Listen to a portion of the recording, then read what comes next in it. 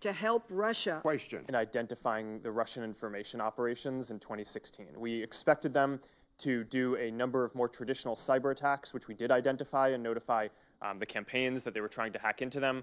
But we were slow at identifying, there are people in Russia, especially large networks of fake accounts like the Russians have. Russia, part of the Russian government, that number of Russian media organizations that were sanctioned by the Russian regulator, sanctioned news organizations in Russia, fake accounts and pages, part of their broader network in Russia, spreading misinformation in Russia itself, as well as certain Russian, we can identify the 470 in the American elections and the 270 that we specifically went after in Russia last week.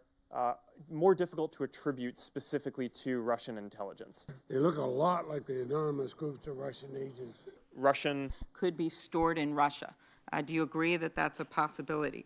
Cambridge Analytica's data could be stored in Russia. Messenger kids. So we're going to do that, so that way someone sitting in Russia, for example, Delaware, you wouldn't know that they were actually a Russian owner. You've already admitted that Facebook's own ad tools allowed Russians to target but a whole lot of Russian friends.